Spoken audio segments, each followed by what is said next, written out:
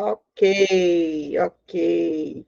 Então, muito boa noite, sejam muito bem-vindas, muito bem-vindos. Para quem vai estar aqui comigo na live fechada e gratuita, aqui pelo Google Meet, e para quem vai me assistir depois, seja no Instagram, seja no YouTube, né? Então, hoje a gente vai conversar um pouco sobre assuntos sobre constelação familiar, claro, né, gente? Porque esse é o meu nicho, esse é o que eu sei fazer, o que eu sei falar. Então, é tudo que eu gosto de fazer é sobre isso mesmo, tá?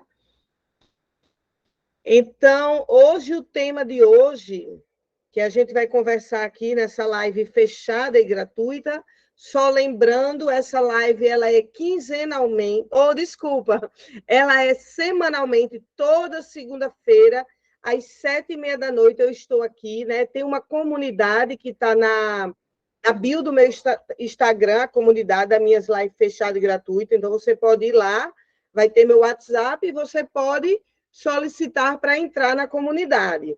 E eu trago sempre diversos temas sobre os relacionamentos humanos, sobre as pessoas que se aproximam da gente com boas intenções ou pessoas que se aproximam com má intenção, né? Porque tem gente, sim, que se aproxima com má intenção, com interesses, com maldade.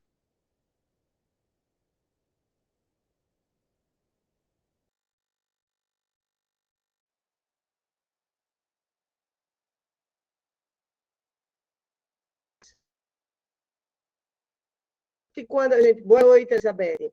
Então,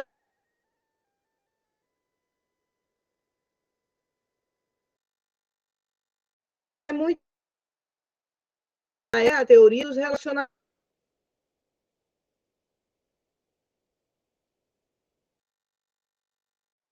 humanos, gente. Hellinger, ele está lá, né, dizendo, né, o movimento do amor é tudo isso que a gente deseja amar e ser amado.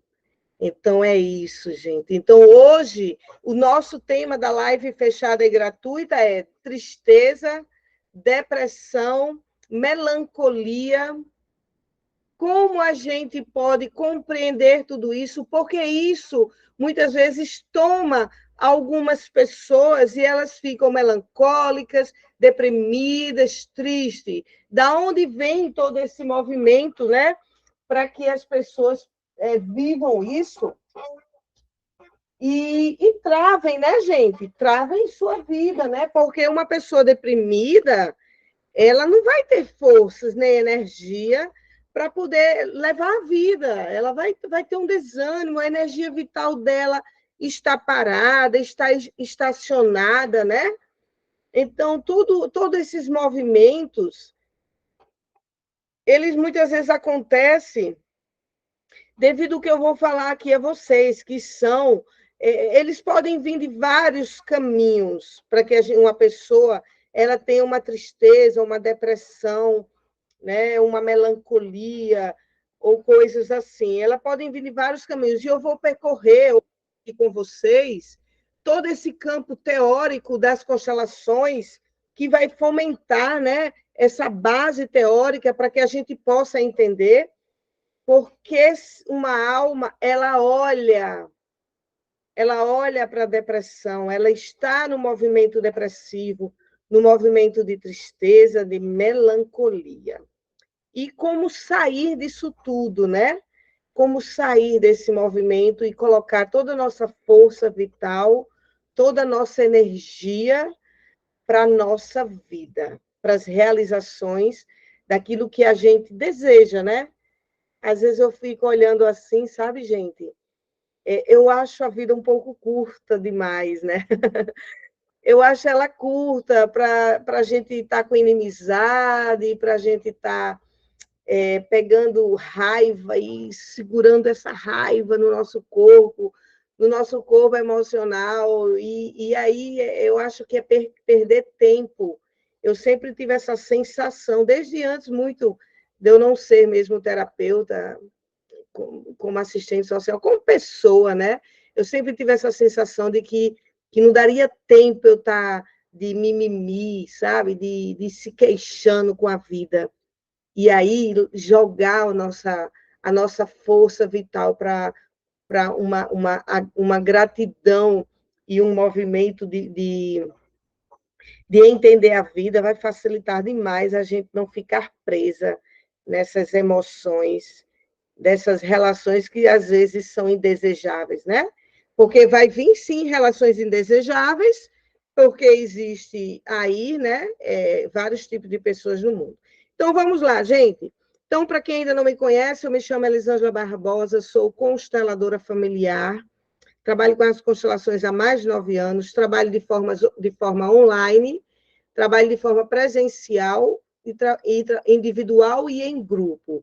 O meu consultório é em Brasília. Eu tenho um público muito grande em Brasília, graças a Deus, um público que me espera, né? Às vezes eu venho para o Nordeste, onde eu estou agora, dar uma descansada, me banhar nas águas do mar daqui, que é uma água quentinha, deitar na minha rede, na minha casa, e aí depois eu volto e o público, às vezes, e na maioria das vezes, me aguarda para poder constelar comigo. Eu acho isso muito bonitinho da parte deles.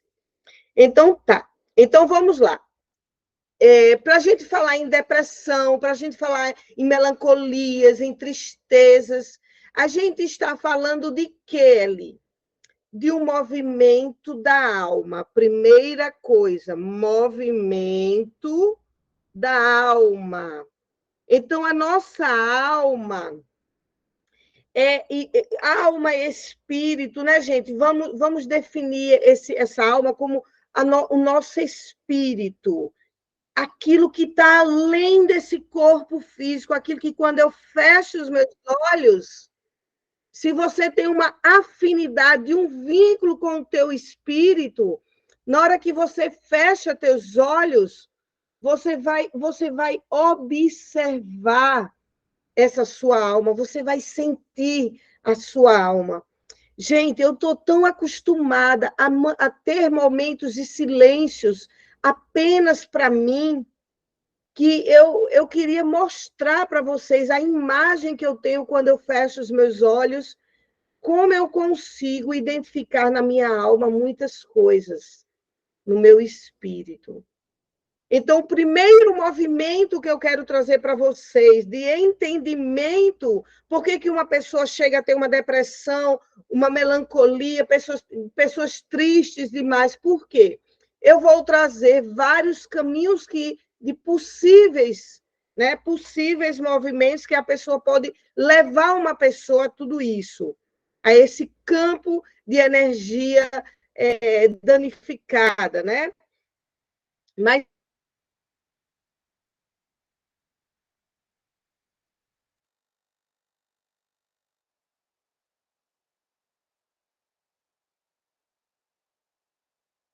são doenças.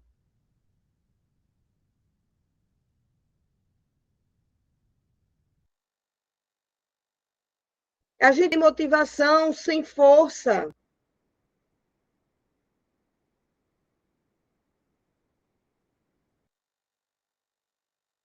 tá? Aí o que é que vai acontecer? Toda vez que travar, você vai me dizer, ele travou. E aí eu vou repetir. Combinado? Então tá. Então, esse movimento de tristeza, de depressão, é preciso que vocês comecem a entender que isso é um movimento, uma dor profunda da alma humana. A pessoa que está deprimida, que está triste, ela está com a alma dela ferida. Ferida, né? Ela tem uma alma ferida, tem uma dor lá, uma dor profunda. O que é preciso você identificar enquanto essa pessoa que quer sair dessa tristeza, dessa depressão, né? O que é preciso identificar que você, o primeiro movimento é o que você diga, né? Eu estou precisando de ajuda. Não vai acontecer nenhum movimento de evolução se você não diz, eu estou precisando de ajuda. Aqui eu não estou conseguindo ir mais. Eu preciso, nem que você tenha que dizer para você mesma, para Deus, em orações, para alguém, né? Principalmente para alguém também, para que você possa entrar no encaminhamento de entendimento de onde a tua alma olha, para que você esteja triste. Porque se há tristeza, a alma está olhando para alguma dor de alguém. Ó, vamos entender isso? Então, vamos lá. Agora vai começar a teoria da constelação familiar. O que é que acontece? O sentimento, né, de depressão, de tristezas, ele muitas vezes é um movimento, na maioria dos casos, de desejo profundo da sua alma de salvar alguém no sistema. Esse é um caminho, salvar alguém. Então, sua alma olhou para onde ali? Olhou para trás e disse: eu tiro você, mamãe, dessa dor. Eu tiro você, papai, dessa dor. Então, é a sua alma que quis, de um movimento de amor cego e emaranhado seu, pessoal seu, você olhou e disse: eu vou tirar mamãe disso. Eu vou tirar o meu pai disso. Então, vamos parar nesse ponto aqui para eu trazer para vocês o que é o amor cego e emaranhado, e depois eu volto para esse ponto para a gente mostrar como liberar tudo isso através do amor que traz a luz à consciência. Então, vamos lá. Então, o que seria o amor cego e emaranhado? O amor cego e emaranhado. O amor cego e emaranhado, gente, é aquele movimento da sua alma que você está apenas 50% dedicado a você mesma. Apenas 50%. Uma força de vida quer que você vá para frente, porque a vida, ela quer que todos os filhos dela sigam. Por que que a vida quer que a gente siga? A gente não fique parada. Porque a vida sabe que a gente tem que chegar num ponto lá na frente. E eu diria que esse ponto seria a nossa própria morte. Que não seria o fim, mas seria um ponto. Porque a gente veio aqui para a Terra caminhar. Nós viemos fazer uma grande caminhada espiritual aqui. E ao chegar aqui, a gente se deparou com o mundo humano, né? Que é muito bom. Tem coisas boas aqui no mundo humano. Coisas muito boas, aliás. Como também tem coisas que não são tão boas, né? Mas daí a gente se deparou com esse mundo, e esse mundo é egóico, esse mundo é da dualidade, esse mundo é capitalista, esse mundo é desumano, esse mundo ele traz dores, sim, nas relações, a gente se depara com um pai, muitas vezes, ou com uma mãe, que vieram de outras dores. Então, na hora que a gente se depara com isso, a gente vai esquecer a nossa verdadeira essência, que é sermos espirituais. Mas aí a vida, ela tem um contrato com a gente. A vida tem um contrato individual com cada ser. Então é por isso que a gente não consegue parar. A vida, ela quer que a gente fique em movimento constante. Porque a própria vida, ela está em movimento. Ao nos deixar vivos, a vida está movimentando para que a gente permaneça vivos. Enquanto você está dormindo, a existência está lá, ó. Seu coração está bombeando, seu sangue circulando.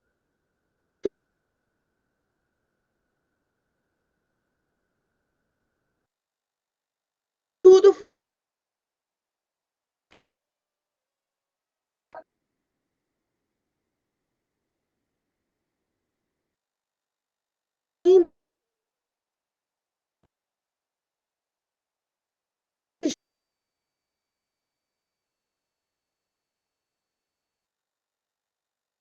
certo.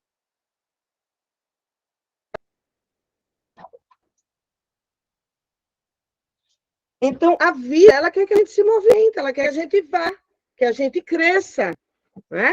Quer que a gente diga assim, ó, vai caminhar, porque tu tens um tempo aqui na Terra que tu tens que fazer, tu tens que completar a tua missão aqui. Então, uma parte nossa, uma parte da nossa alma, do nosso espírito, ela sabe que a gente tem que ir para a vida. Então, a vida ela é teimosa, ela não vai sossegar enquanto eu não for. Então, a gente caminha. A gente vai caminhando, a gente se separa, casa de novo, um filho morreu abortado de forma natural e a gente consegue ter outro. Por quê? É a vida continuando. O mais importante de estarmos aqui é darmos continuidade. E essa continuidade é uma herança. É uma herança que a gente recebe da existência. A existência diz assim: olha, Elisângela, existiu tua avó e teu avô, teu pai e tua mãe, agora é você. Então, eu sou uma herança do meu sistema. Então, quando eu tomo o entendimento de que eu sou parte integrante da minha própria existência, eu vou saber que eu preciso seguir, independente do que tenha acontecido. Porque o coração da gente vai ter essa necessidade de seguir adiante. Então, quando a gente está caminhando na vida com muito esforço, sabe aquele esforço, uma pessoa que diz assim, já fiz 10 testes da OAB e não consegui passar, me preparei para 5 concursos, ainda não consegui, tentei engravidar não sei quantas vezes, não consegui. Então, isso é um esforço. Significa que você tem 50% da tua força para você. E os outros 50%? Porque nós temos que estar 100% destinada a nós mesmos. Gente, tem que ser 100%. Os grandes líderes, as pessoas que estão como mentores, como líderes, eles têm uma dedicação para eles incrível, até que ele possa guiar outras pessoas. Então, esses 100% que a gente tem que estar para a gente, muitas vezes está truncado. E onde é que está os outros 50%, né? Lembra que eu falei que 50% você está dedicado a tentar ir, tentar seguir, e os outros 50% está onde? Os outros 50%, você está amarrada do que eu chamo de elástico sistêmico. Como se fosse um elástico invisível na tua cintura, que lhe puxa para você voltar. Então, se os outros 50% daquilo que a gente não consegue realizar, não consegue ir mais na vida, os outros 50% é a nossa alma olhando para a nossa família e dizendo de forma inconsciente, profunda, e dentro do que a gente chama de amor cego emaranhado, ela está dizendo: eu por vocês. Eu morro por vocês, eu paro por vocês, eu adoeço por vocês, eu entristeço por vocês, eu entro em falência por vocês, eu morro no parto, aborto, tudo por vocês. Por que, Eli, esses outros 50% deseja morrer, parar, estagnar, não casar, não engravidar? Por que deseja fazer isso pela família? Né? É um desejo que a alma está dizendo como eu por você, ou eu por vocês. O que é que aconteceu lá atrás para que a família seduza um membro a dizer, pare a vida por mim? O que é que aconteceu lá atrás? Aconteceu o que Bert Helling chama, gente, que se chama exclusão. Tudo que foi excluído, negligenciado, abandonado, dado, ficou registrado. Travou? Não, né? Não. Ficou registrado na memória sistêmica familiar uma exclusão. Isso é referente à primeira lei do amor. O amor tem uma ordem.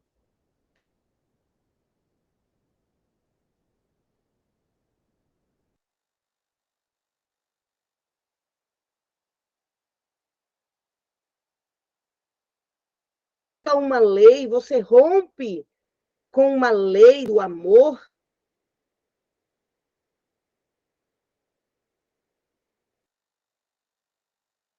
Família. Travou, né? Certo.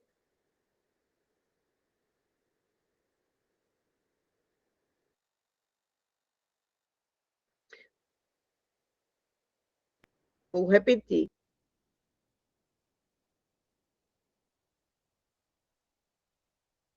O amor tem uma ordem, tem ordens. Então, a gente não pode amar apenas por amar. Amar por amar é amar de forma cega e emaranhada.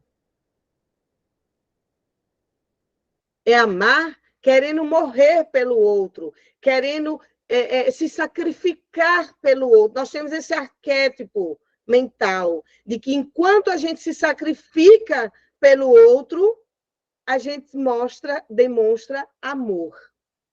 Quantas mulheres não estão se sacrificando dentro de uma relação, demonstrando amor pelo seu marido ou seu companheiro, né?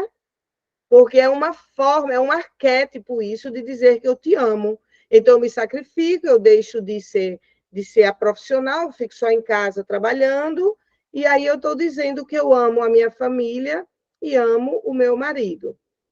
Na maioria uma boa parte, pelo menos aqui no Nordeste, é muito sobre isso, sobre essa questão. Então, gente, quando a nossa alma olhou para trás, que ela viu alguma exclusão, ela viu alguém excluído, automaticamente a alma vai dizer: espera, que eu vou resolver essa questão. Eu vou dar um jeito de incluir essa pessoa. E aí, pasmem, quando acontece algo muito de exclusão, de forma muito abrupta, que envolve vida, ela se torna mais agressiva, o desejo de incluir. Por exemplo, quando há um assassinato ou suicídio. O suicídio e o assassinato, alguém retirou a vida sem o próprio consentimento da vida. Então, fica uma pressão imensa no sistema para que você, para que alguém lá na frente, algum descendente, resolva. Então, isso significa o quê, gente? Que uma vez que um membro de um sistema comete uma infração do amor, gera uma dívida sistêmica, uma dívida para a família. Alguém vai desejar resolver aquele problema. E aí, Eli, quem é que vai querer resolver isso? Em geral, são as pessoas mais sensíveis, as pessoas mais amorosas, as pessoas mais que têm muita pena do outro. ela vai olhar na alma e vai dizer, espera que eu resolvo, espera. Deixa que eu resolvo isso. Então, o que provoca o amor cego e emaranhado é o movimento de exclusão sistêmica familiar. Porque quando a gente exclui, a gente diz, você não pertence. Se um avô matou alguma mulher, mesmo que não seja do sistema, ele disse para a vida, você não pertence à vida. E aí, gente, na hora que uma pessoa mata outro, seja do sistema ou de outro sistema, se é de outro sistema, aquela pessoa que foi morta passa a ser agora membro energético da mesma família do assassino. Certo. Oi, Jô, pode falar. Eu tenho uma pergunta. Você falou assim, as pessoas mais sensíveis, aqueles que sentem pena, e também aqueles que sentem culpa, porque eu tenho um exemplo, por exemplo, de um amigo que ele ficou sem falar com um irmão por muito tempo, ele era adolescente, e esse irmão veio a pegar uma leucemia e morreu. E eu entendi que ele guardava muita culpa, e por isso ele sentia depressão. Então, a culpa também está incluída junto com a pena, ou não? A culpa pode sim, Jô, pode estar incluída dentro desse sentimento de, né, quando uma pessoa ela sente culpa porque ela não conseguiu ajudar um irmão que estava doente, ou ela simplesmente, a pessoa morreu perto dela e ela, um irmão ou uma irmã morreu perto e ela se sente culpado por não ter ajudado, né? Mas eu vou aprofundar mais ainda para a gente chegar nisso que você já chegou, que é como é que a pessoa entra para o movimento emocional de depressão e tristeza? Por que que isso se faz? Então, gente, quando há uma exclusão, automaticamente o sistema vai gerar uma dívida. E não é uma dívida somente para quem excluiu. Se a pessoa que excluiu não pagar, alguém vai pagar. Então, é por isso que, por exemplo, na hora que você foi traída, você tem que equilibrar essa traição. Você tem que equilibrar. O que é que o mundo faz quando isso acontece? O mundo vai para o olho, dente por dente, né? Uma mulher é traída, ela vai lá e trai também. Ou então pega o cartão black do homem, ó, vai para o shopping e gasta todo o limite, de 30 mil reais. Então, ela se sente compensando isso. O certo, né, na verdade, quando o Bert não recebe um dano,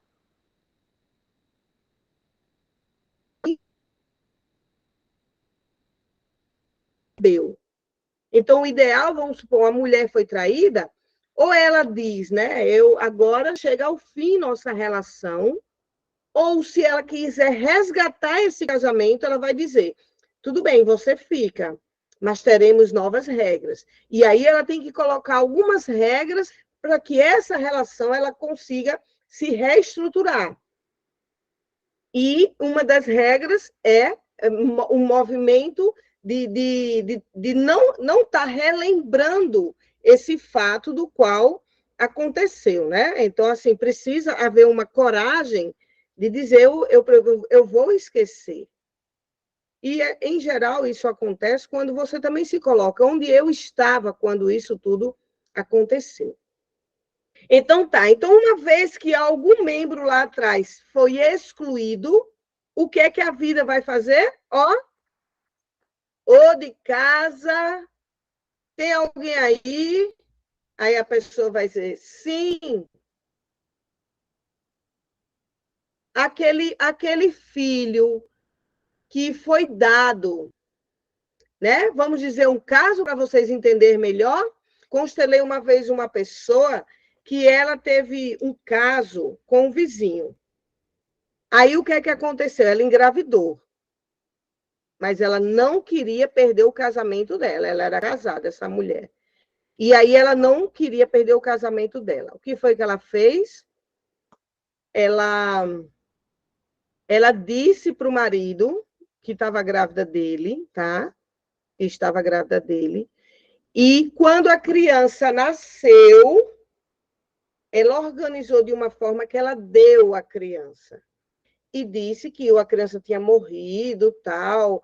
Bom, enfim, foi uma coisa assim que não há necessidade de entrar em detalhes aqui, para, de repente, é um caso muito específico, porque envolveu, inclusive, polícia, né? Porque tem que ter um corpo para enterrar e tudo mais.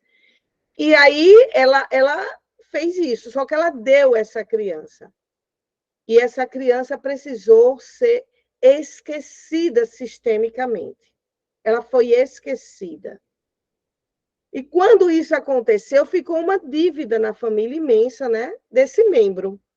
Automaticamente, depois de muito tempo, ela teve outro filho com o marido, e aí o filho dela, ele veio com o que a gente chama de sentimento transferido, gente.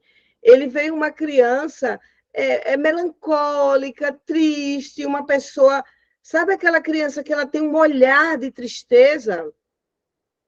E quando isso aconteceu, ela não sabia lidar com essa criança, mas a criança estava num outro movimento daquele filho que foi esquecido. Esse menino, quando eu conheci esse menino, ele já era grande, um adulto, então ela não sabia como tirar ele dessa tristeza. Né? Por quê? Porque a alma dele estava olhando para lá.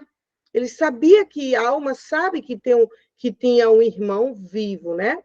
Então, esse é só um exemplo que eu estou dando a vocês.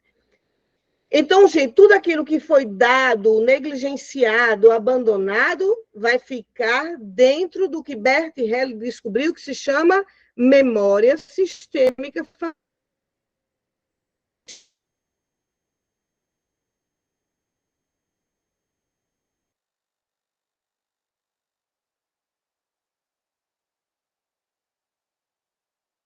Guardar segredos profundos não adianta. O que está contido na memória sistêmica familiar é lido pela alma do sistema, pela consciência sistêmica familiar. Ela vai passando de geração em geração. Então, quando a gente começa a entender esses movimentos, nós vamos começar a entender por que de repente eu estou, né? Uma pessoa pode dizer, por que eu estou deprimida? Por que eu estou com tristezas, com melancolia?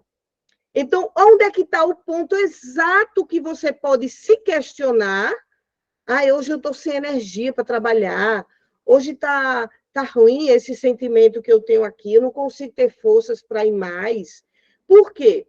Você pode estar olhando para várias questões da tua família. Uma dessas questões é tudo aquilo que foi excluído. Então, vamos anotar, tudo que foi excluído gera um desejo dos membros, dos descendentes, de equilibrar. E como vocês não estão com esse movimento na consciência, mas no inconsciente, o que vai acontecer, gente? A alma não vai saber lidar com essas emoções. A consciência não vai saber lidar com essa emoção. Porque uma hora você é a própria pessoa consciente que quer realizar algo na vida. Mas a tua alma está doente, está melancólica, está triste, e você não entende. Mas espera aí, mas por que eu estou assim? Estar vivendo um movimento sistêmico de algum membro que foi excluído e sua alma está tentando incluir. Então, dependendo da forma que a pessoa foi excluída, esse é o primeiro ponto de uma possível depressão, melancolia e tristeza. Então, dependendo da forma que foi excluída, é o tom, a porcentagem, vamos dizer assim, da tua depressão. Então, se uma pessoa foi morta, a sua depressão vai ser maior. Se uma pessoa suicidou-se, você vai ter um movimento maior de depressão, melancolia e tristeza. Se uma pessoa foi excluída do sistema porque ela era homossexual. Possa ser que você tenha uma tristeza, mas, né, você tenha isso como uma força de raiva. Porque às vezes tem pessoas que têm muita raiva, mas ela está totalmente deprimida, gente. A depressão, nesses anos todos que eu estou aí constelando, ela não me aparece apenas como pessoas que estão em cima de uma cama, sem força para se levantar, não, viu? Uma pessoa triste e muitas vezes deprimida, ela está, às vezes, numa força de raiva. Isso daqui é novo, eu tenho quase certeza que vocês nunca escutaram falar sobre isso, essa visão.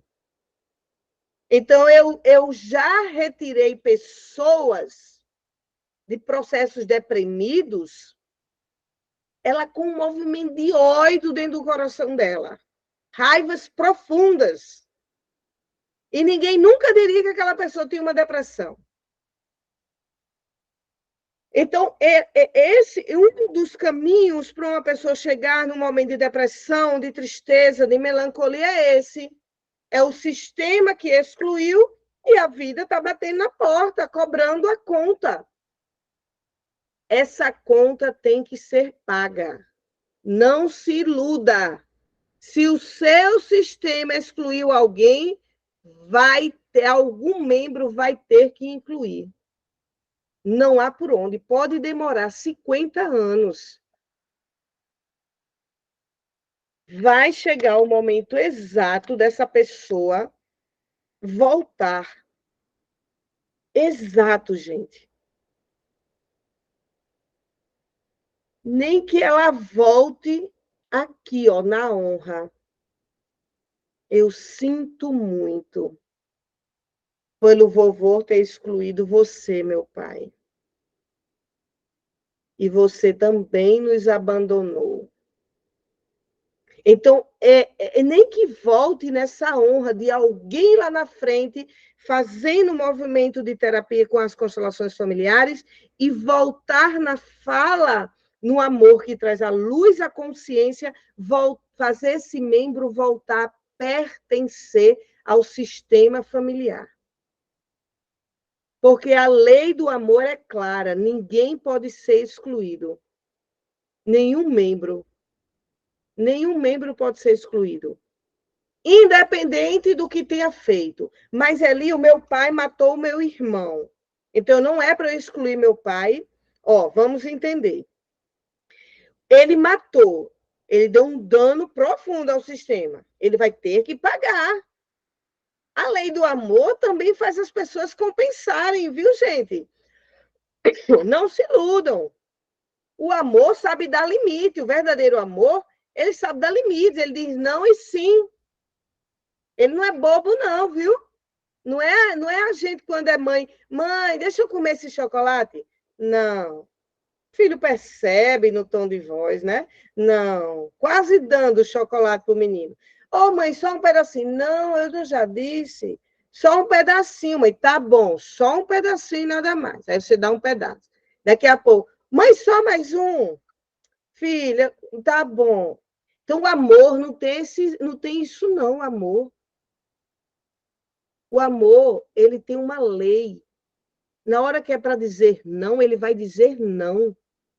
Na hora que é para dizer sim, ele vai dizer sim. E ele não volta atrás.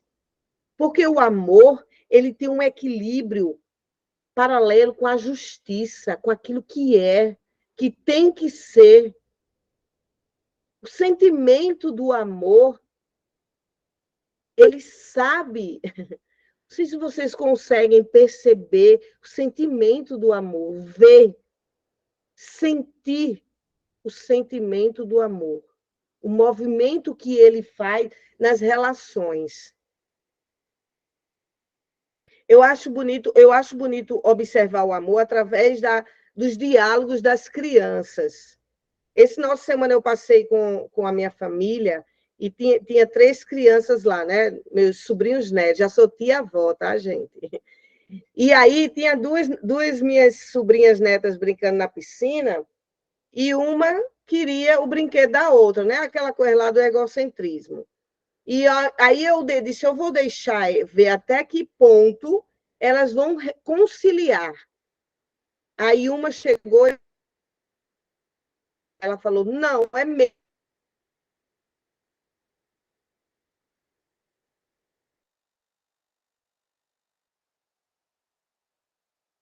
Fico só um pouquinho.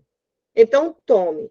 Aí ela deu a boneca, o brinquedo não passou um segundo, gente, na mão da outra. Ela disse, pronto? Ela disse, pronto. Aí pegou, pegou o brinquedo de volta. Então, a criança é um parâmetro profundo da justiça que o amor provoca nas relações. Vou repetir isso para vocês entenderem. O amor provoca uma justiça nas relações humanas. Observem como as crianças, né?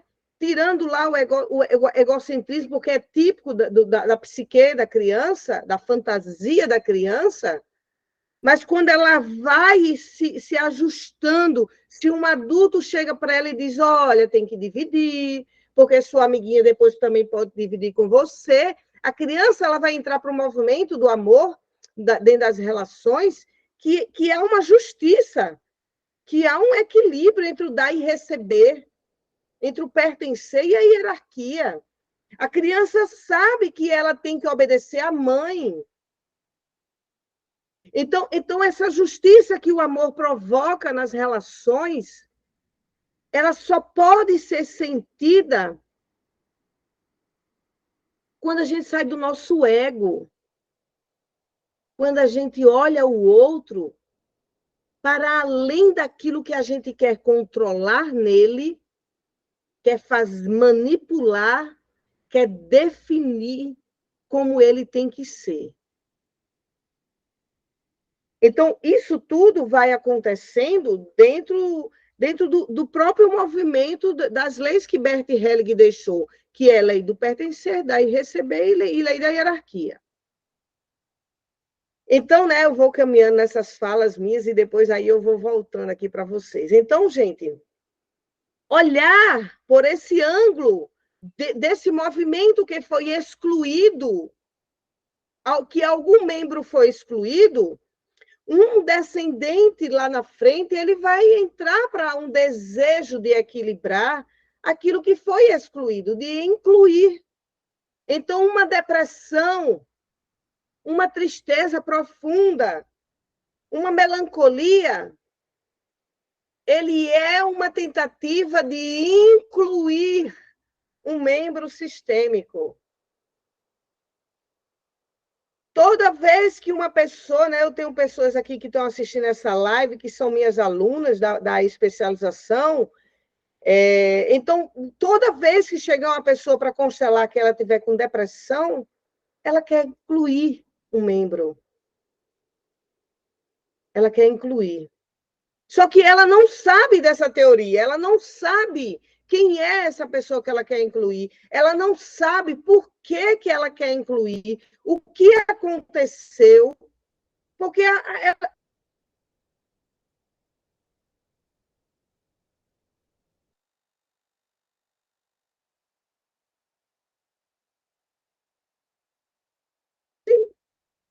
e eu tenho tristezas. Então, pode estar relacionada a isso. Então, essa live de hoje é para que você comece a fazer essa busca sistêmica.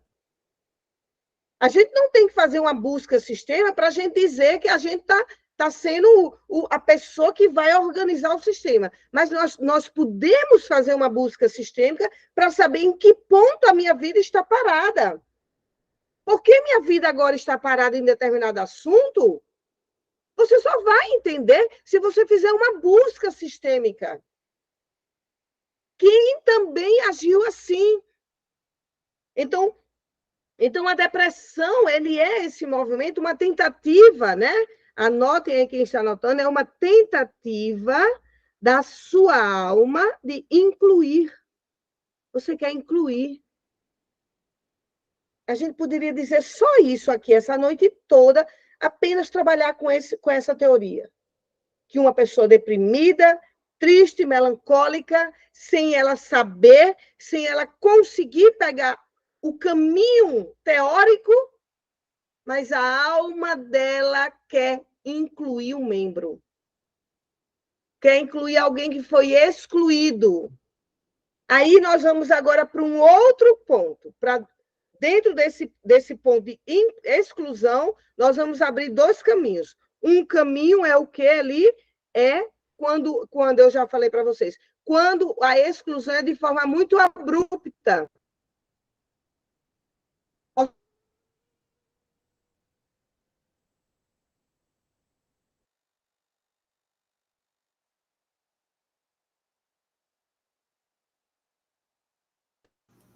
Travou, Eli, travou. Travou? Travou? Travou. Pronto, vou repetir. Eu parei na questão da exclusão. Dentro dessa exclusão, eu fiz aqui vocês entenderem que uma depressão, uma tristeza, melancolia, é uma tentativa de uma alma de incluir algum membro. Vamos dizer assim, que a brincadeira é você descobrir, fazendo uma busca sistêmica, quem lá atrás foi excluído. O primeiro caminho para uma pessoa chegar no processo de cura pessoal é começar a questionar: quem foi excluído? Quem foi excluído do meu sistema? Quem teve dificuldade de pertencer? E quando você chegar nesse membro, olha aqui, o meu tio, que era homossexual, ele foi excluído, banido da família. Aí você vai observar o comportamento dessa pessoa. Quando observa o comportamento dessa pessoa, vocês vão observar que tem algum membro que está atuando da mesma forma. Então, esse primeiro ponto é a exclusão. Da exclusão, eu vou caminhar para duas grandes questões. A primeira são as exclusões feitas, a segunda, né? Através de mortes, de formas abruptas.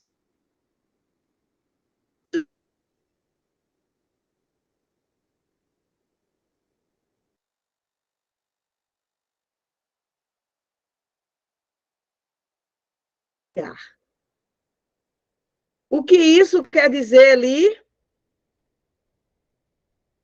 Que vai ter gente lá na frente que vai tentar suicídio e gente que pode se tornar também um assassino. São padrões muito certos de repetir em alguém. Se a pessoa não se tornar um assassino, ela pode se tornar vítima de um assassino também.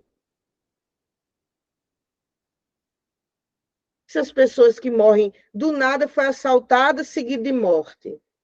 Pode ir em busca do sistema dela, que teve alguém lá que matou alguém. Sofreu um acidente repentino e morreu.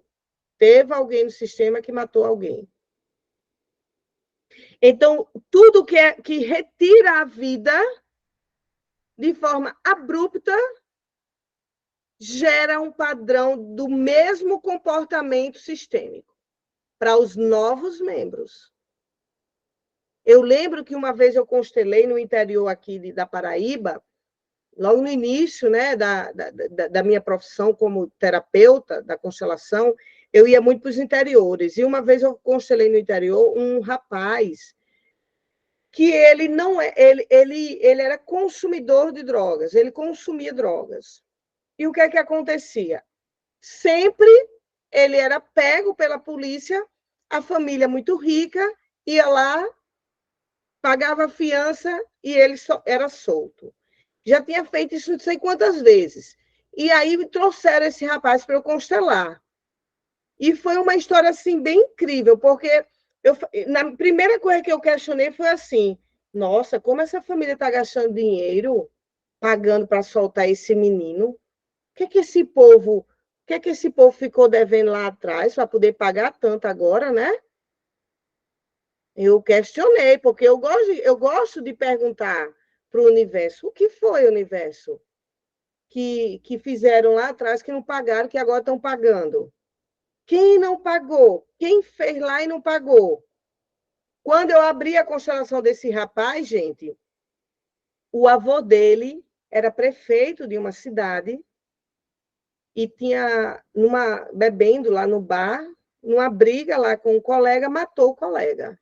Como ele era prefeito de interior da Paraíba, calaram o assunto.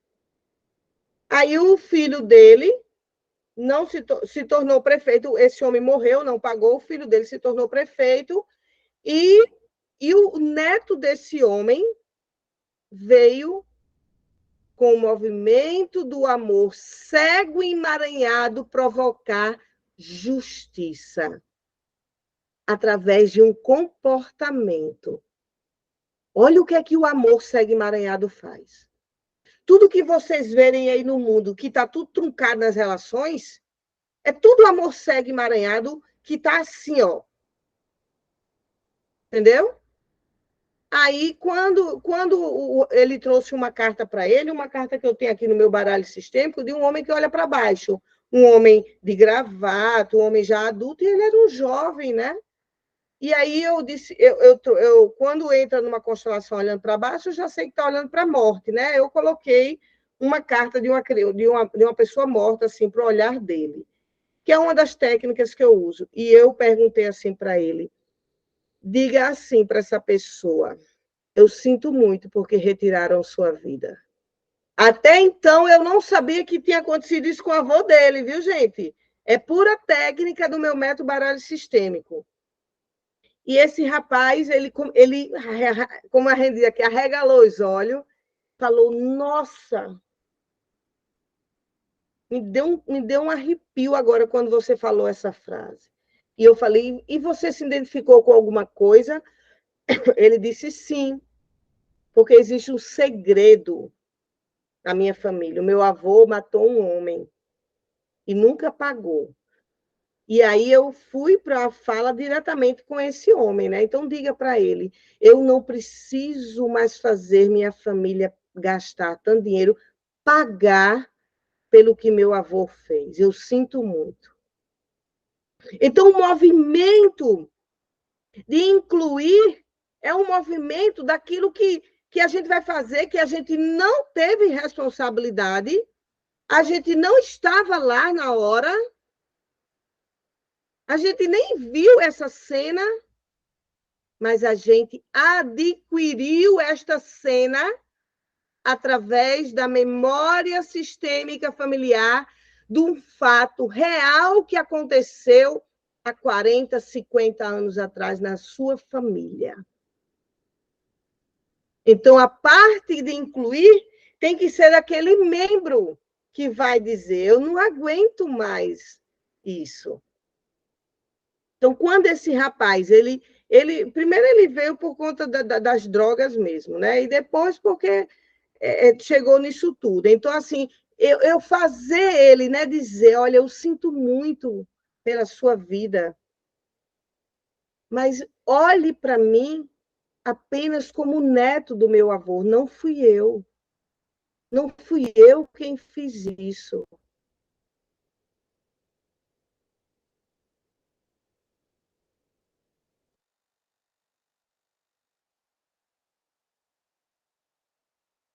Estar vivendo um processo de depressão, de melancolia, de tristeza, com que sentimentos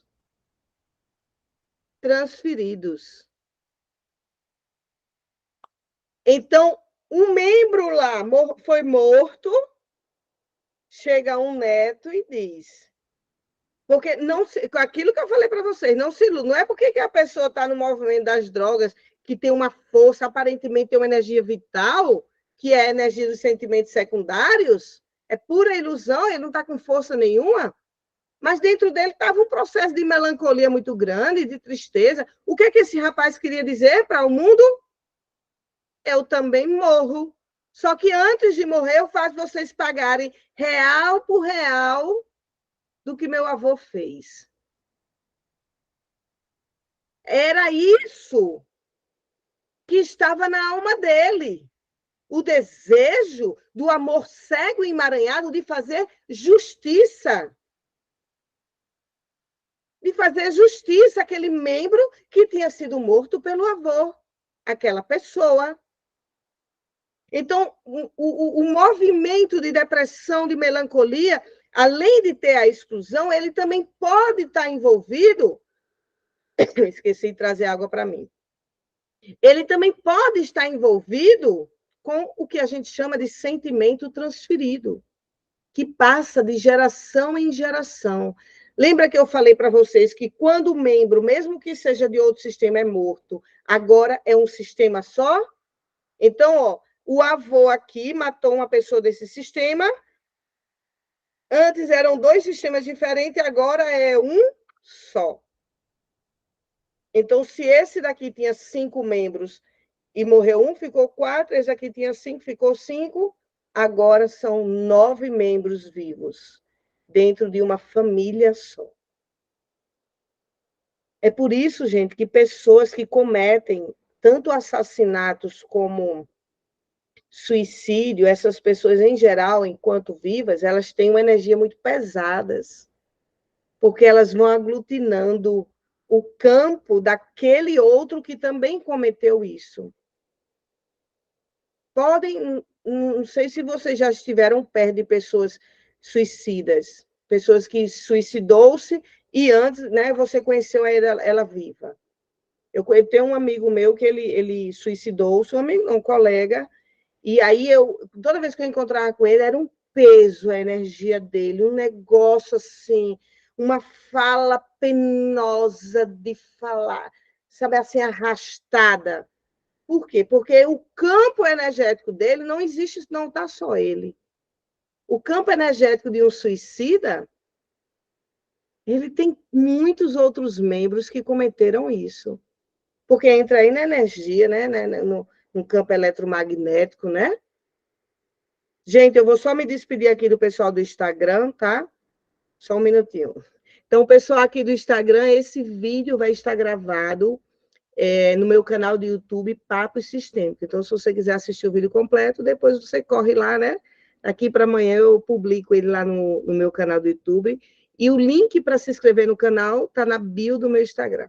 Então, aguardo vocês por lá. Um abraço.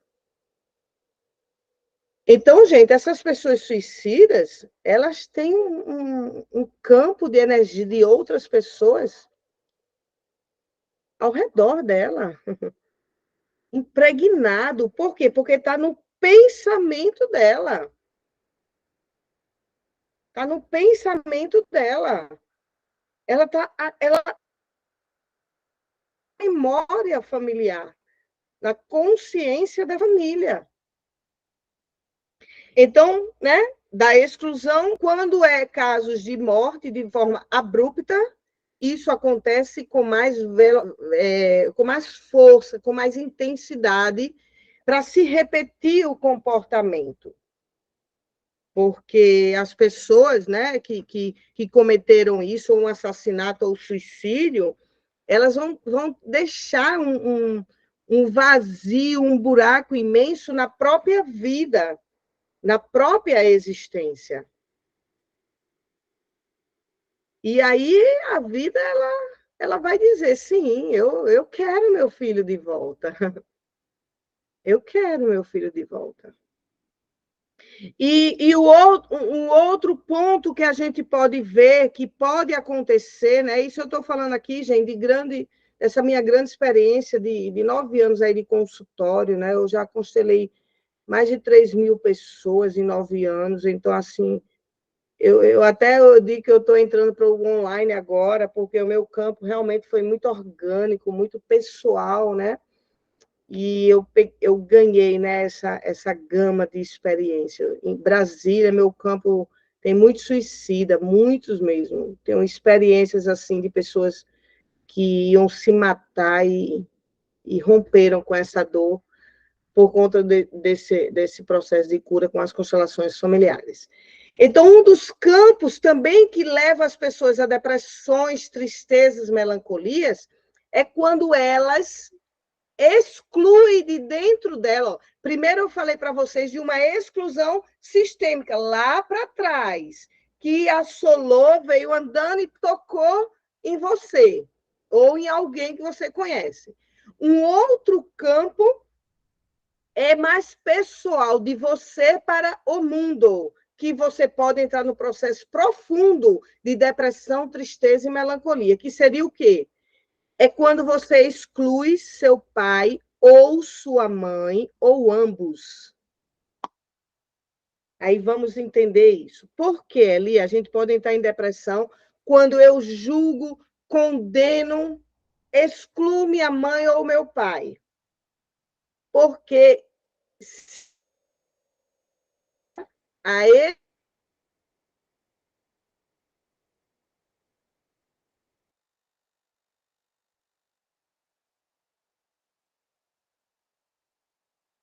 travou? Travou, né? Certo. Vou repetir. Então, gente, esse movimento de melancolia, de tristeza e de depressão, ele também pode vir quando a gente exclui o nosso pai ou a nossa mãe, ou ambos. Por que isso acontece? Porque uma vez que a própria existência disse assim, você vai para a vida, lá para a Terra, que foi a vida, foi a existência que disse teu primeiro sim. Você ter chegado por um homem e por uma mulher foi a forma que a vida disse, ó, só tem um caminho para chegar na Terra. Você quer ir? Qual é o caminho? É com aquele homem e com aquela mulher ali. Você quer ir? Tá, eu vou. Aí você vem. É por isso que a gente diz, né? Você é responsável também pela sua chegada aqui. Então, o que é que o nosso pai e a nossa mãe é nosso? Ele é nosso portal de vida. É nosso portal de vida.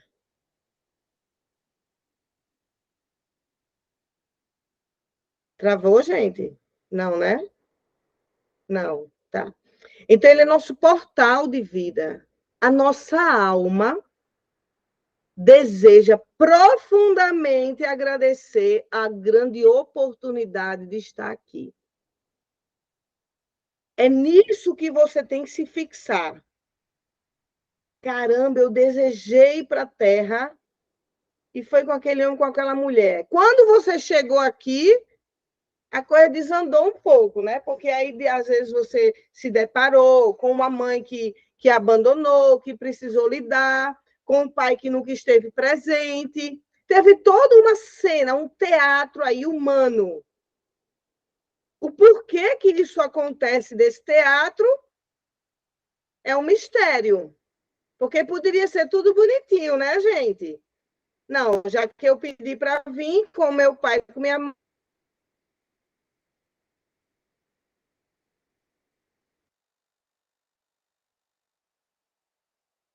Só que de 10 famílias que eu pego para constelar, eu juro a vocês, uma tem um equilíbrio legal disso tudo. Uma. As outras estão tudo emaranhada. Tudo, gente. Então, eu comecei a observar que é também uma condição humana de chegarmos a famílias desestruturadas, desfuncionais. É uma condição humana. Claro que a gente pode falar em condição capitalista, a gente pode falar em condição da Matrix, mas é uma condição também humana, que está meio que tudo misturado, muitas leis sendo quebradas, rompidas, o amor truncado. Então, é uma condição também humana. Então, o movimento da dor que a gente recebeu do nosso sistema, a gente precisa agora, como adultos, dizer, olha, eu agora limpo tudo isso, eu agora me liberto, né? Me liberto de tudo isso que foi a forma que vocês conseguiram me passar a própria vida, sustentar minha vida. Então, por algum motivo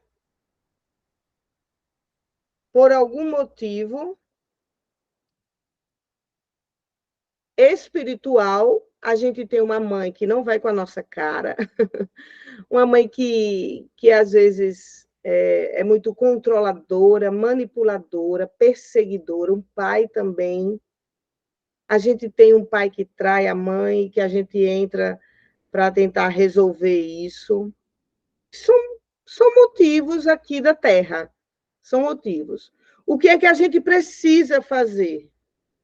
A gente precisa aquelas pessoas que estão dizendo assim, para mim isso daqui não está dando mais certo, isso aqui está difícil conviver com essa forma de vida, mas só são essas pessoas que estão questionando, que vão poder dizer, eu farei diferente.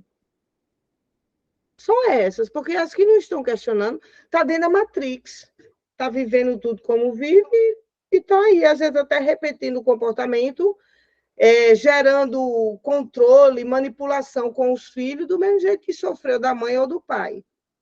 Porque estão dentro do que eu já disse em outras lives, em outros vídeos, que é dentro do amor inocente, do sentimento de inocência.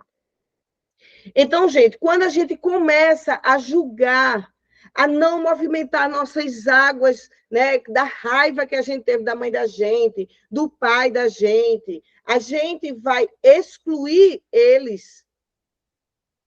A alma humana vai definhar, porque ela não vai suportar ficar sem honrar o pai ou a mãe. Ela não vai, gente. Escutem o que eu estou dizendo. A alma humana não dá conta de não agradecer a vida ao pai e à mãe. Você pode até não amá-los, se eles deram um dano muito grande a você, né? Uma pessoa que sofreu um abuso sexual de uma mãe ou do pai, ela não vai ter mais condições de amar dentro de uma normalidade. Ela vai lembrar sempre dessa dor. Então, ela pode dizer, olha, muito obrigado pela vida, mas fica longe. Fica longe, porque eu estou me reestruturando, estou me reorganizando. Então, fique longe. Mas a alma humana, ela não dá conta de não honrar o pai e mãe. Honrar. Por quê? Eli, por que ela não dá conta? Vocês sabem?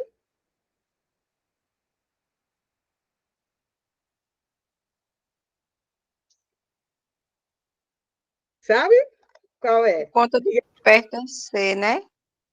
Por conta do pertencer. Muito bem. Eu É acho isso? que porque o valor da vida. Sim, sim. Sim, o valor da vida. Muito bem.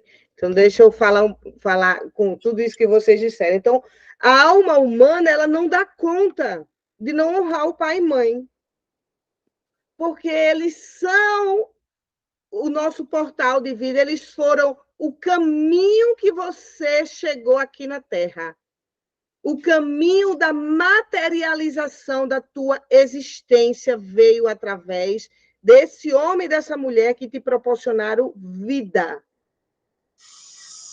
Eles podem até não ter criado, não ter amado, ter negligenciado, ter feito esses movimentos humanos. Mas enquanto você não agradecer a eles dois aqui dentro de você pela sua existência, você vai estar dentro de um movimento de depressão, tristezas e melancolias. Porque é sobre a sua alma agradecer a vida, sobre a sua alma agradecer a existência, a eles, só eles dois. A alma necessita agradecer. Muito bem, Márcia. Então, um dos movimentos de depressão é justamente esse. O outro movimento são movimentos de pessoas que suicidaram ou que mataram alguém dentro do sistema e que algum membro vem lá na frente com essa sensação, uma sensação de tristeza, né? E o outro é o quê? São os sentimentos transferidos. Como é que são os sentimentos transferidos, Eli? Se você, na hora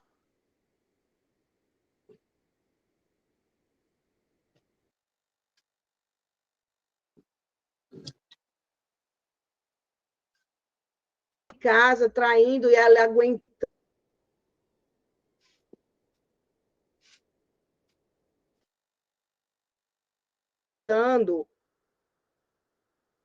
sozinha, a sua alma vai dizer: mamãe, fique tranquila. Eu vou resolver para você, que é aquele ponto que eu trouxe no início, que eu parei e agora eu estou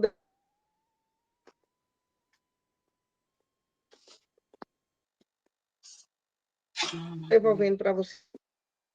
Arruda o preguiça Sua alma...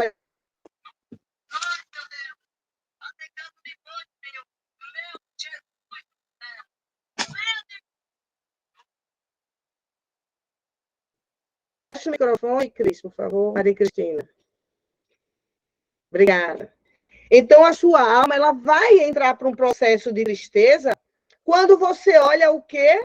Esse portal de vida triste. Uma vez que você viu sua mãe ou seu pai com tristezas, na solidão, com dificuldades de sustentar a vida, a sua alma vai dizer: peraí, o que é que ele fez por mim? Ela me deu a vida. Então, eu vou dar algo em troca a ela. O mais coerente que Bert Helling deixou para a gente, o que a gente pode oferecer em troca da vida que a gente recebeu, gente, é ir ser feliz. É ir ser feliz. E dizer: mamãe, olha, eu estou aqui na minha felicidade, honrando o que a senhora me deu. O que é que ela me deu? A vida. Ela sustentou a minha vida. Mas a gente vem com, vamos chamar assim, de defeito na alma. Um defeito. Na hora que a gente vê essa mãe sofrendo, a gente olha e diz: então eu sofro no seu lugar. Às vezes eu tenho uma impressão que esse movimento, vou chamar de defeito da alma, é por conta do arquétipo de sacrifício que foi implantado dentro da gente pela Matrix. O projeto de sacrifício, você tem que se sacrificar para ser feliz, tem que lutar para ganhar dinheiro, todas essas palavrinhas-chave aí que a Matrix implanta nas pessoas. Lute, estou na luta. Olha como é que você está. Nossa, eu estou na luta, na guerra, né? Então, às vezes, eu tenho uma nítida impressão, isso são campos de ideias, né? Dessa pequena filósofa aqui que vos fala. Eu fico imaginando que esse defeito, que eu chamo de pequeno defeito da alma, ele é por conta dessa matrix, né? Desse sacrifício. Então, aí a gente olha e diz, né? Então tá, então já que a senhora se sacrificou por mim, me tendo, sustentando a minha vida, nada mais justo do que eu me sacrificar pela senhora. E aí o filho toma o processo de depressão da mãe para ele, é o que eu chamo de sentimento transferido, que aí eu uno com a teoria do Bert Helling. Então, o filho vai dizer: então tá, então eu por você, mamãe, eu entristeço, eu entro em depressão, eu não vou dar conta, o filho não vai dar conta de ver uma mãe em sofrimento, a alma dele. E é por isso que eu digo a muitas pessoas que eu constelo: vocês não devem colocar para os filhos o que está se passando na emoção de vocês. Vocês procurem um terapeuta, procurem um divã para conversar. Eu tenho pacientes minhas que os filhos sabem até o dia, gente, pasmem, mas o dia que ela vai ter relações sexuais com o marido. Compra ali preservativo para mim. Para quê? Qual o objetivo de uma mãe ou de um pai de relatar suas dores para os filhos? O que vai ganhar? Vai ganhar o filho dizer: eu não vou para a vida. Ela está ganhando a companhia. Está ganhando uma pessoa, mais um aliado à sua dor. E é por isso que as mães ou os pais contam, porque elas querem um aliado para a dor delas. E elas ficam imaginando, se meu filho for muito independente, ele vai para onde? Vai para longe de mim. Eu vejo muitos movimentos de pacientes minhas, mães, que contam seus segredos profundos para os filhos ficarem com elas, na dor, no sofrimento. Filho ou filha não é amigo da mãe, não é amigo. Ele é seu filho. Amigo é outra coisa. Amigo não dá limites a gente. Amigo, se a gente disser assim, mulher, tô tendo um caso com um homem casado, sua amiga vai dizer, sério? E como é que é? Quando você conta seus segredos para seus filhos, você quer uma amizade, você quer um apoio. Ele não vai conseguir cognitivamente na alma dizer aqui é minha mãe e aqui é a pessoa que me conta essa história. Ele vai unir as duas coisas e vai dizer quem me conta essa história é a minha mãe, que me deu a minha vida, então se ela me deu a minha vida, eu me sacrifico por ela. Ponto. Quantos filhos eu não considero totalmente deprimido porque não tem coragem de dizer para a mãe, chega, eu não quero saber da sua vida com meu pai.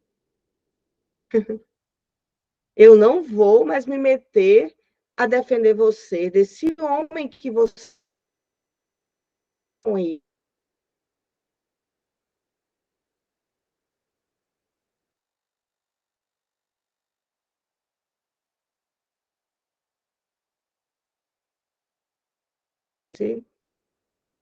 Entenderam? Então, eles Travou no final ali. não vão querer resolver vocês, porque vocês deram a vida a ele. Vocês sustentaram no ventre, vocês sustentaram no peito com leite, vocês sustentaram depois nas emoções, com alimentos, com casa, escola, roupa lavada. Essa criatura que você chama de filho, ele está impregnado de que também tem que se sacrificar por você.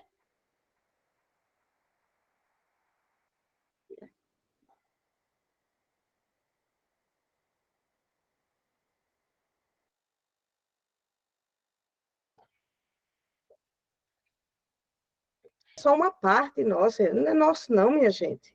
Pelo amor de Deus, não é nosso não. Você quer ver a herança mais profunda que você pode deixar para um filho? É a fé nele mesmo. A fé de dizer, se é minha mãe aqui presente, eu continuo. Se é meu pai presente, eu continuo.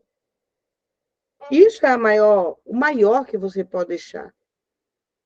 Gente, vocês conseguiram entender essa explanação que eu trouxe? Que o processo de depressão, de tristezas e de melancolias é muitas vezes, e na maioria das vezes, a não ser que seja um caso específico muito espiritual, né? De uma pessoa que tem uma mediunidade muito grande, porque mediunidade também vai trazer processos de depressão, tá?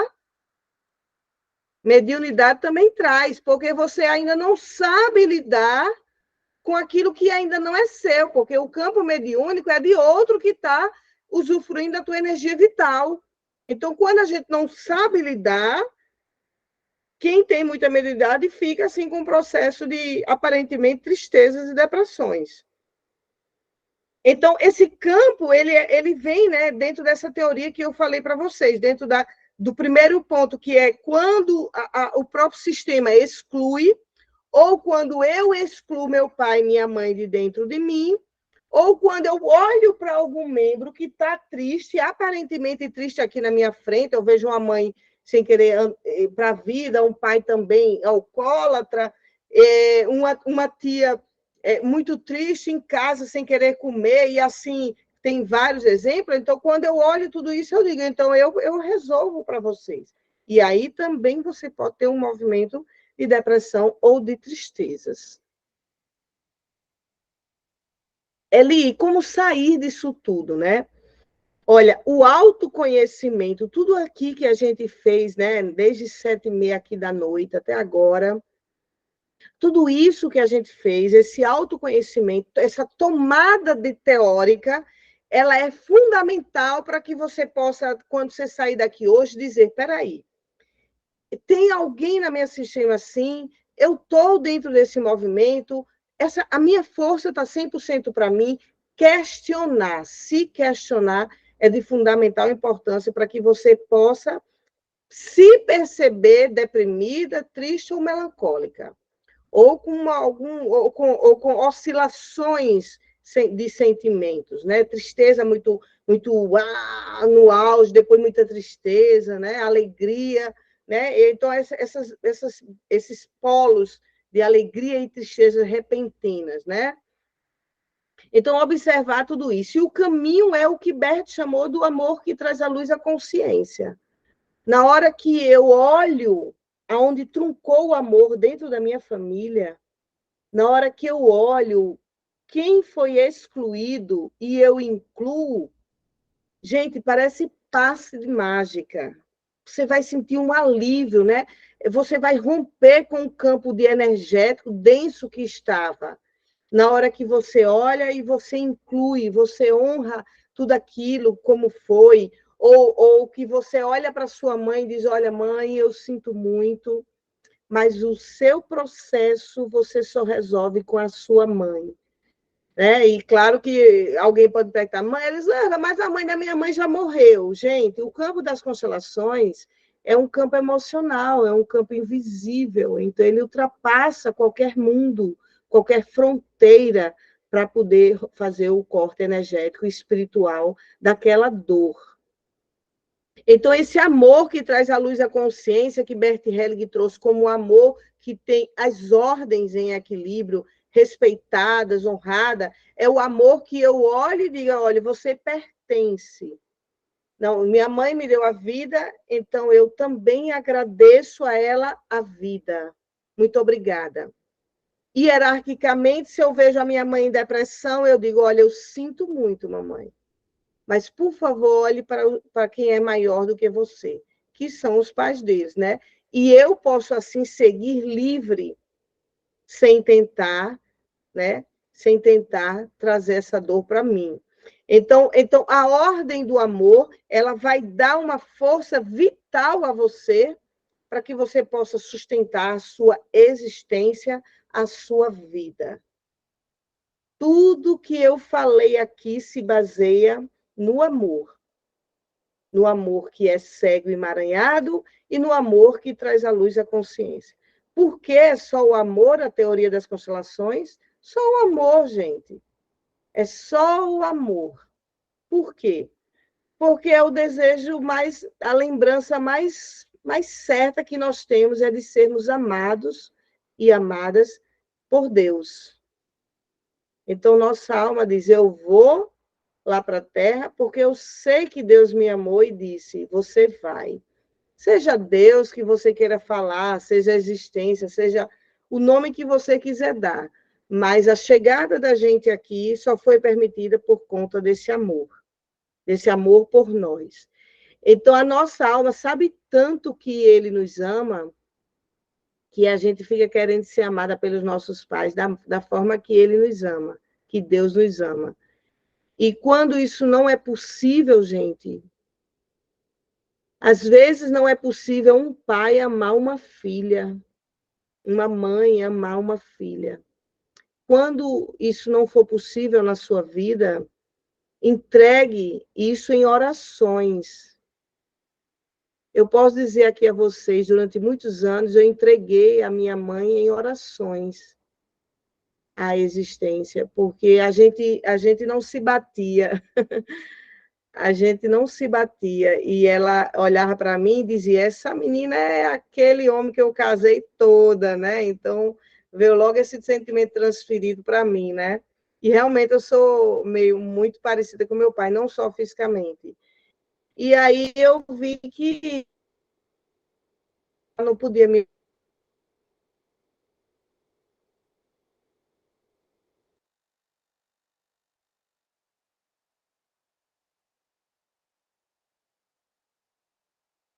E eu falei, bom, então eu vou procurar me amar.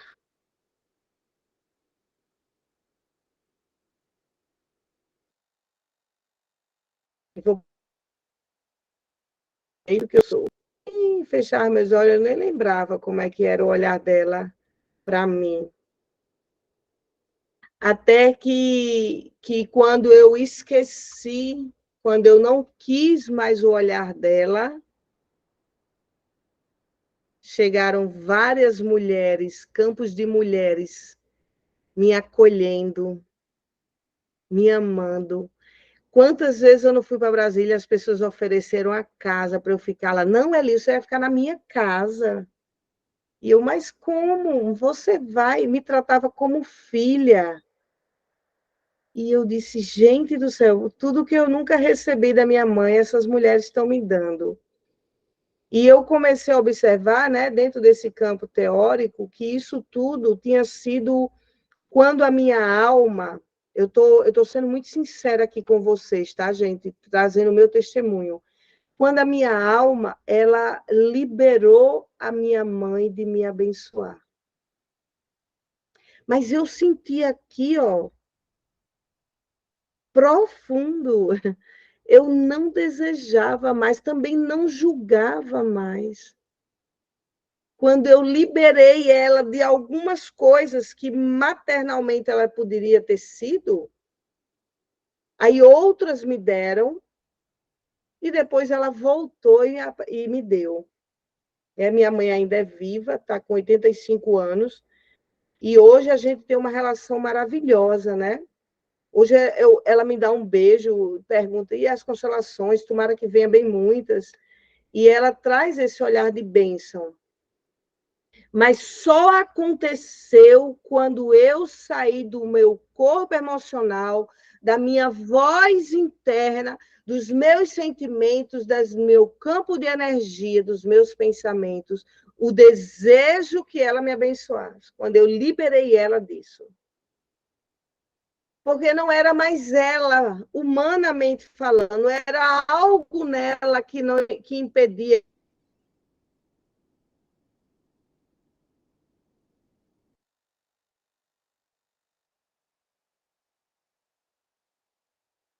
Travou Está ele. liberada de mim. Você já fez o suficiente. Você me deu a vida. Gente, eu acredito tanto, tanto que eu estava pronta para nascer, que quando eu comecei a tomar a força da consciência da minha existência, eu disse para mim, é comigo. A minha mãe já deu o suficiente, é comigo. Não é mais com meu pai, nem com minha mãe, é comigo. Não é mais com o marido que venha para me manter, é comigo. Isso não significa que você não vai receber ajuda do mundo, você vai. Mas é no corpo emocional, é na voz interna. Que você tem que liberar determinadas pessoas de terem um compromisso para todo sempre com você. Porque ou você assume a sua existência, ou você vai passar uma existência parada, truncada na vida. Uma existência inteira, uma existência que é no máximo 100 anos. Se você conseguir chegar aos 100 anos, a vida chega um pico que ela começa a descer. Então, é urgente você trabalhar suas emoções. É urgente você liberar aquela bênção que sua criança desejou. Aquele olhar de alegria porque você é consteladora, porque você é médica, porque você, seja lá o que você for. É urgente você decidir pela vida que está acontecendo aqui agora.